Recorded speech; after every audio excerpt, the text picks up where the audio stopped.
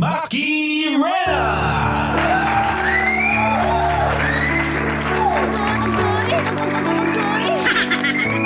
Maki Alam! Maki Alam!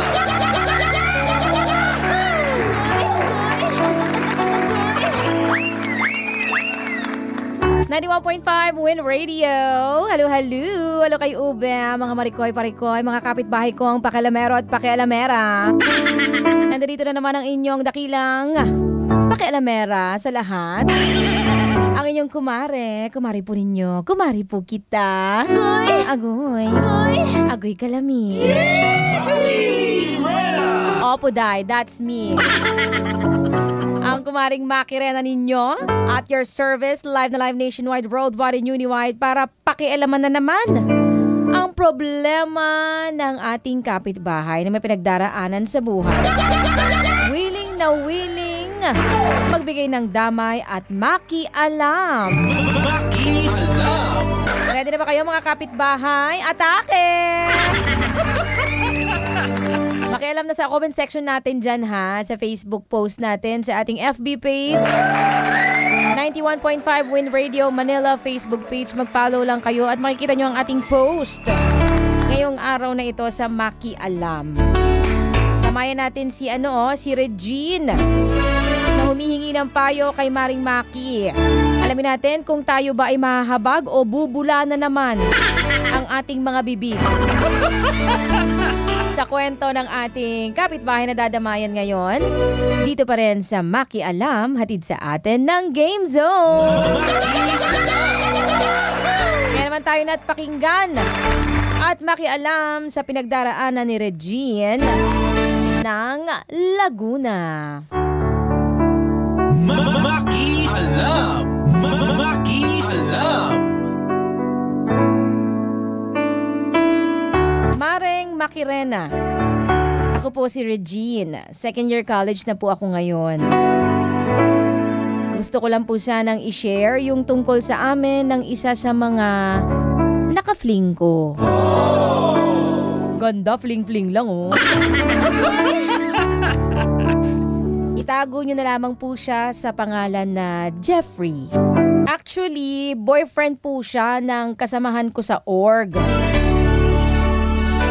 Challenge lang din kasi talaga ako, Mare, sa mga kinukwento sa akin ng friend ko na yon tungkol sa kanila ni Jeffrey. Eh kasi, Mare, ang sabi, may taglay daw kasi nakahabaan at kalakihan talaga ang alagang ahas ni Jeffrey.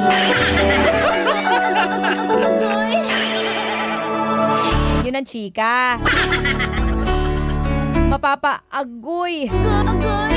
Agoy ka raw talaga sa bagsik ng tuklaw nito.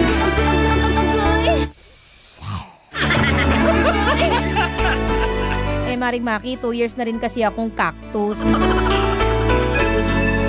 Kaya sa tuwing maririnig ko ang kwento na yon ng friend ko, nadadala talaga ako at nai-imagine ko na kasama ko si Jeffrey sa mga moment na yon.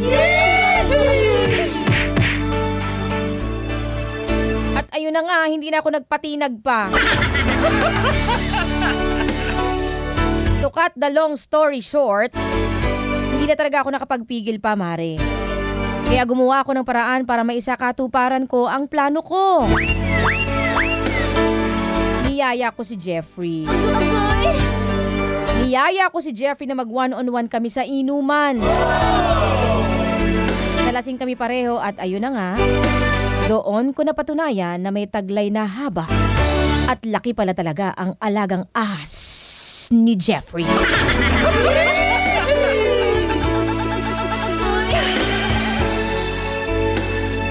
Mare, confirmed! Mabangis talaga si Tuklaw! Si Tuklaw, yan ang tinawag ko sa kanyang alagang uhaw. Inulit-ulit namin, Maring Maki, hanggang sa sinabi niya na sa akin na iiwanan na raw niya yung friend ko dahil nafo-fall na raw siya sa akin. Payuhan mo naman ako, Maring Maki. Wala naman sa plano ko ang makipagjowaan sa kanya. Pero hindi ko talaga matanggihan at mahindian si Tuklaw. Ito ang kanyang alagang uhaw. Regine ng Laguna. Diyos ko ah.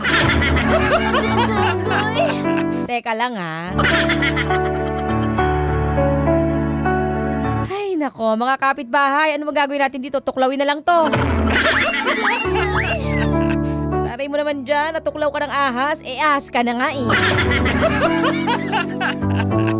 Paano ka matutuklaw ng ahas, ahas ka na. Pine-friend-friend mo pa, inahas mo naman yung boyfriend niya. Tapos inulit-ulit nyo pa. Tapos ngayon magigimbal ka kasi napofall na sa'yo yung jowa ng friend mo. Paano? Mabangis yata ang kamandag mo. Tuklawan ba naman kayong dalawa eh? Alam mo kung ano man ang kahihinat na ng mga yan, Mare, isa lang ang masasabi ko at ang hiling ko para sa'yo. Yun ay sana hindi bumalik sa'yo in the future lahat ng ginawa mo sa friend mo. Kasi mababack to you ka talaga dyan. Oo, back to you. Huwintay yung mangyari yun, Mare. Kahit anong mangyari, mga Mare, ha? Makinig kayong mabuti. Kahit anong mangyari, huwag kakalimutan sa bahay ang delikadesa.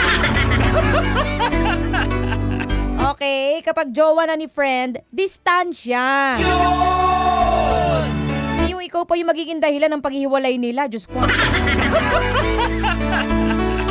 Isa pa ha, isa pa.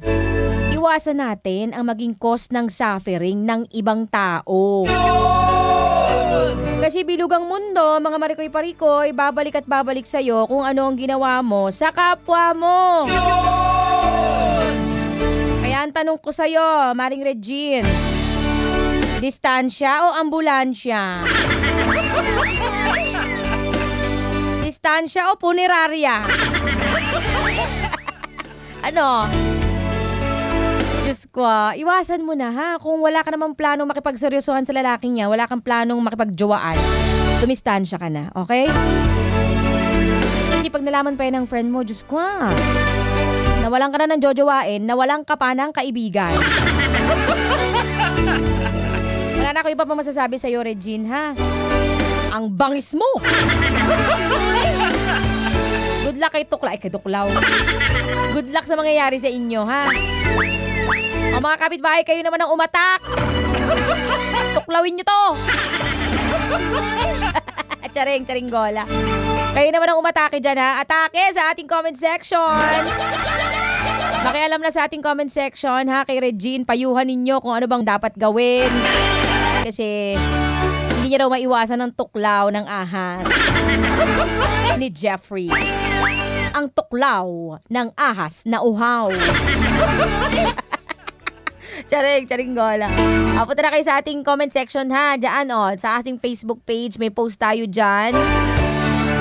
Makialam kayo sa ating comment section para mabasa ni Regine kung ano ba ang dapat niyang gawin. Okay? Kung meron naman kayong gustong pakialaman kung problema ninyo, abay willing naman ako makialam dyan. PM lang kayo sa aking FB page, DJ Maki Rena on Facebook. That's DJ MAKIRENA. Mag-follow at mag-message kayo ng inyong mga istoryang aking pakekealaman. Pwede rin sa ating email, djmakirena@gmail.com.